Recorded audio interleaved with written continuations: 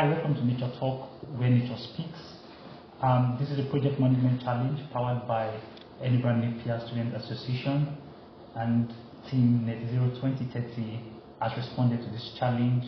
In responding to this challenge, the Net Zero 2030 team has started off a proposal, and this is just the first step or first stage in that proposal, where we are going to be doing a podcast from time to time, monthly or bi-monthly, where we'll be talking on different environmental topics as relates to sustainability, and this is the first episode of that podcast.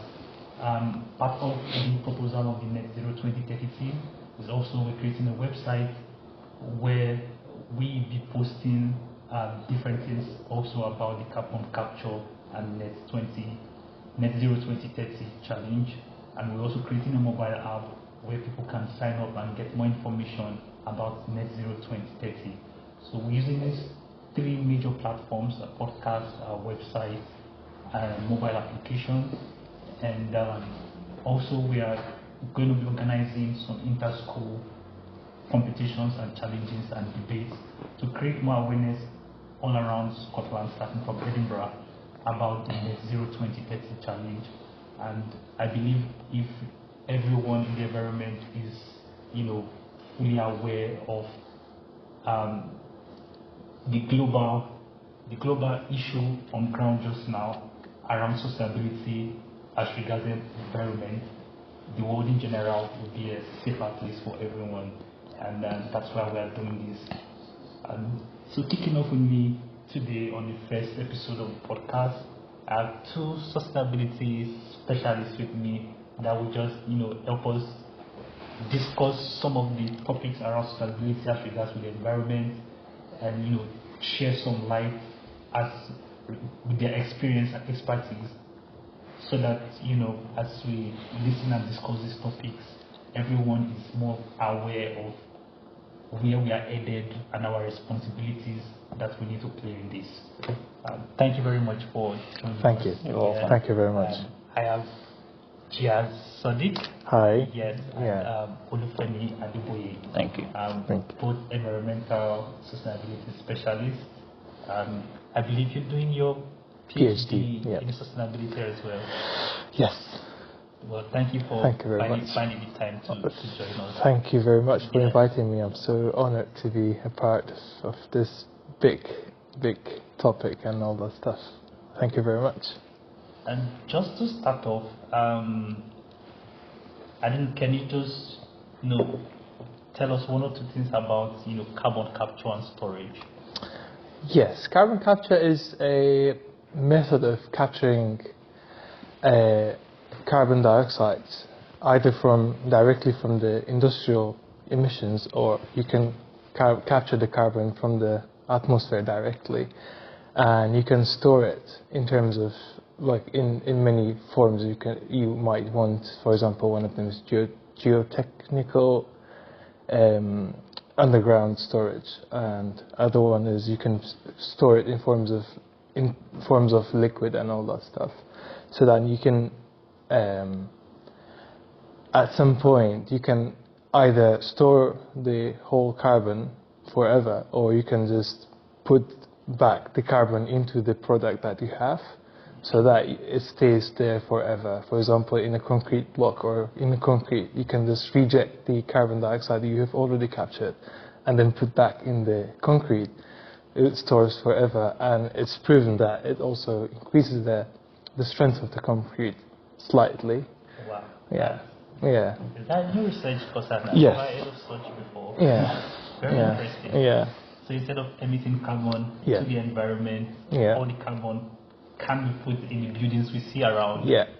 Exactly. And it's there forever, as long as the building is there. That's very interesting. Yeah. To add to that, carbon capture is a technology used to capture carbon, like you said, from the atmosphere or directly from heavy industries. Yeah. And then we have heavy industries in terms of transportation industry, cement industries, Steel. so steel, Yeah. so there are heavy industries that every day they emit carbon. So carbon capture process is, I think, is a new technology that will be useful for heavy industries in that in that category to help in reducing the amount of carbon being emitted. And also to add to what he said in terms of capturing and storage, it can be captured before and after burning, like we have pre-combustion and post-combustion. So those are the two processes. That means you capture it before burning the fuel or after. Yes, so those are the two methods of capturing. And then the storage, like you said, it can be stored underground. And like reference is Scotland that we are talking about. And then the North Sea, the proximity, North Sea is Scotland's largest oil and gas facility. So it's a great facility for storage of carbon. So Scotland is well positioned to meet their 2030 goal based on the availability of resources that they have, North Sea being a critical factor of that. Yes, so carbon capture and storage is, let me say, it comes in time that is being needed for the fulfillment of that goal for the 2030 project. So, not just Scotland, I think, renewable energy has been preached, worldwide, different countries with their different targets. Yes, Scotland has like 2030 challenge or target to meet. And thankfully, this kind of technology is coming up.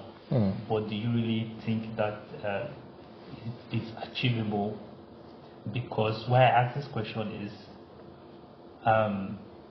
like you said, a lot of carbon emissions, transportation and industrialization. Shifting by 2030, are you going to say everyone is going to be using an electric car? By 2030, are you going to say all the industries are not going to be burning carbon? Or that even if they are burning, you are capturing everything back? Is that really possible? In your personal opinion, how do you think it can really happen, and what are the things that need to be in place for that to really happen? Do you really think it's gonna? That is part of the reason we're doing this awareness, and if people get to know about these things and why, they might now start to, for example, someone that might never have bought an electric car. If it gets this kind of enlightenment, can choose to buy an electric car. But generally speaking, okay, I don't know. Let me jump at that. I think it's possible. So that is why things like this are being put in place. Yes, it's possible. And like you said, awareness is key. Once you know something, you are working towards it. The first important factor is awareness, getting to know what to do to get to that project plan that's being set for 2030. And like you said, 1,000 miles start with a step. Now we know where we are headed. Then we put in place the necessary resources towards achieving that. And is it possible to capture all the carbon? No. That's where net zero comes in. And what is net zero in itself? Just achieving a balance net between what is being emitted and what is being taken out. So you can't necessarily take out everything. There must be a balance between the carbon being emitted and the carbon being received back. So that is where the net zero comes in. You must have a balance between the two. So, and again, it's possible. So we have carbon capture and storage coming up now. Renewable energy is a form of renewable energy also, renewable energy, so to say. So we have electrical vehicles being invented already, and then in terms of like incentives being given to people, I know of incentives being given to people buying electric vehicles.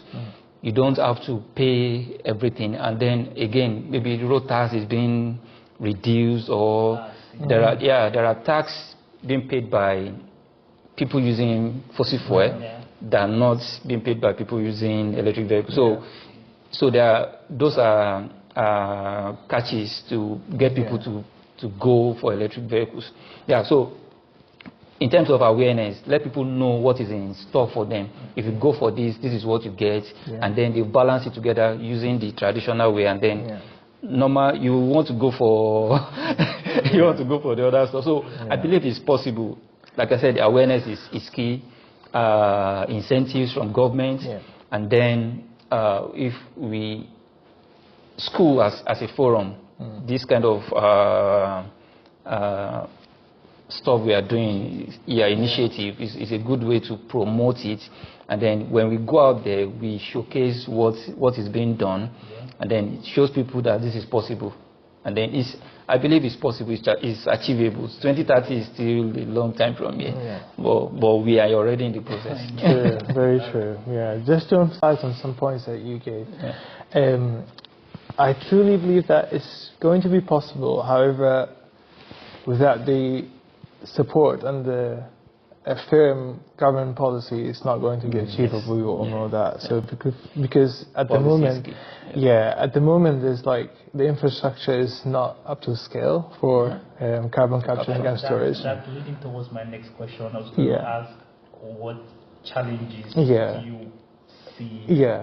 So probably that's that one of the biggest challenges. Like, is the infrastructure is not like it's not efficient enough to cope with all the demand that is needed.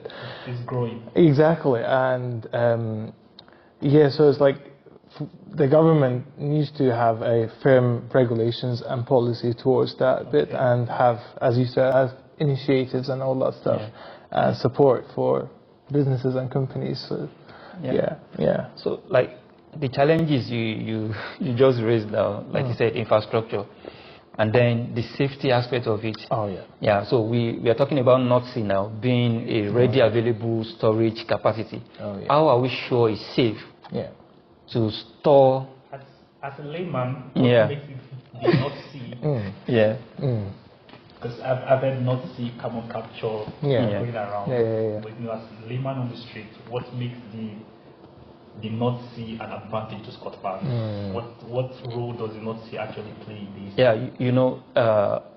Is it the North Sea the best place to store carbon? It's because of the availability of oil and gas in that particular region, and then the offshore region, and then that has been the major source of oil in Scotland as a whole. Scotland is number one in terms of oil and gas, then Aberdeen, people rushing down, and then all of a sudden there was a crash.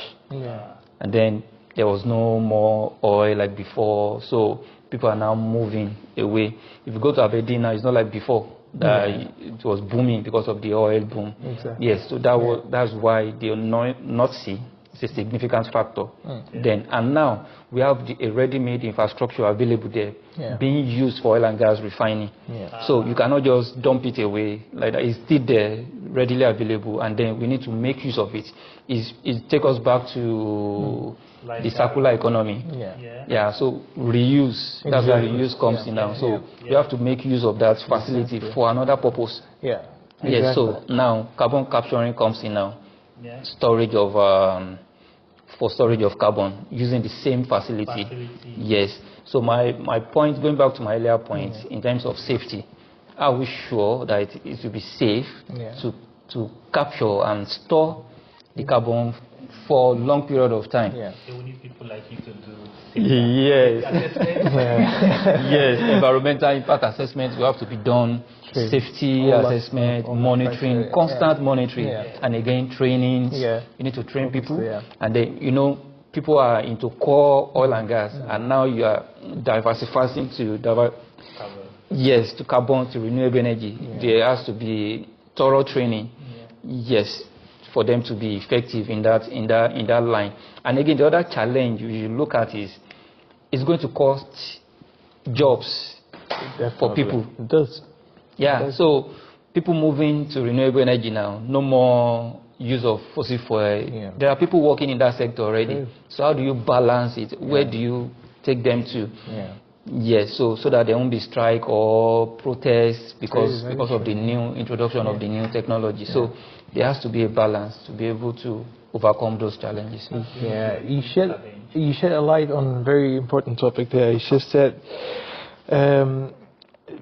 because the North Sea is very, very heavily equipped with all the facilities and all the stuff which are there and using it for carbon capturing and storage.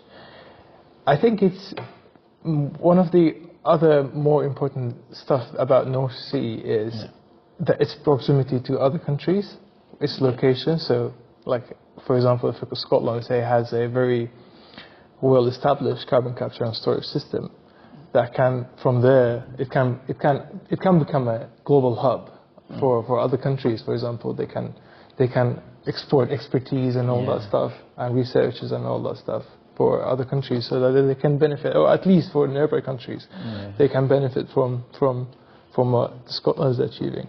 Well, so they can be the leader in the new technology. Exactly. Yeah.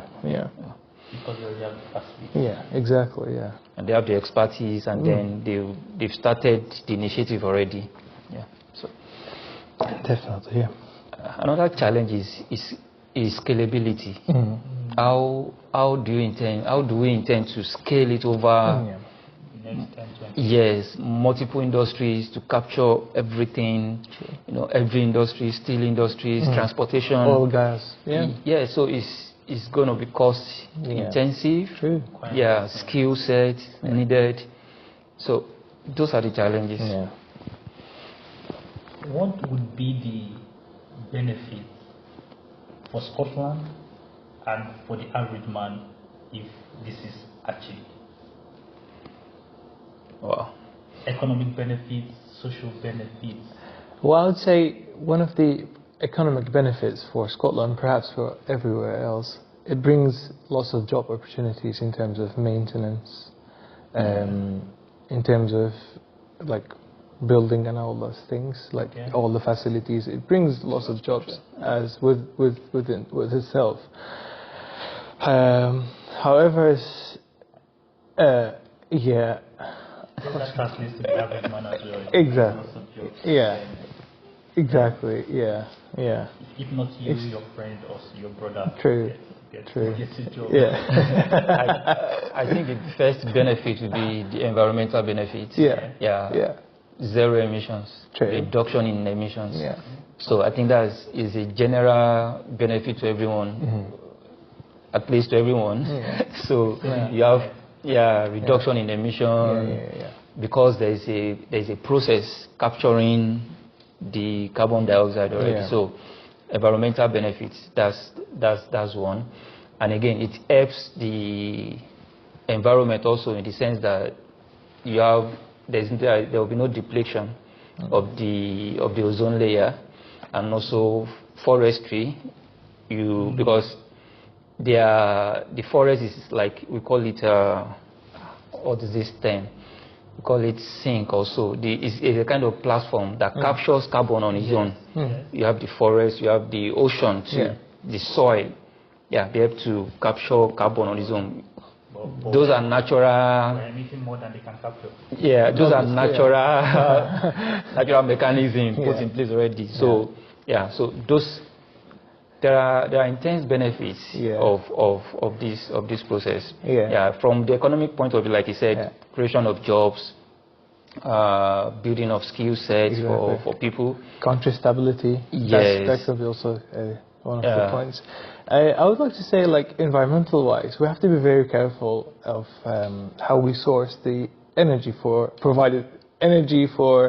required for the storage and the capturing of the carbon emissions. Let's say if we're not using renewables, we're still going to be you'll be burning carbon. Exactly. It's exactly like that. It's like it's not like So it's like, I mean, we have to be very careful with the source of that. So it should be coming from the renewable sources. Otherwise, I mean, there will be some benefits, but at the same time there will be also positive impacts as well. Okay. Well, what if there's this perspective that since we have a means of capturing it, we can keep continuing burning? So it doesn't really change or reduce the burning now. That's also another as humans, we just believe since there's a way to go around this thing, I can keep burning my fossil fuel while carbon capture will do its job. That's one of the other aspects. You know, it's like it's totally dependent on like the people's belief and all that stuff. Yeah. It's like, should we just keep burning the fuels and offset it at the same time, or store it and carbon capture it, or do we shift towards the renewable and rely less on the fossil fuel? It's just two big debates. Like, it's just two very big topics. I think renewable needs to. Maybe that will be debate for our next podcast. Hope so. I think there needs to be expansion in terms of renewable energy now. I know we have wind energy providing source of power already, wind, solar, and hydrogen. So, and in a way, it's also tied to carbon.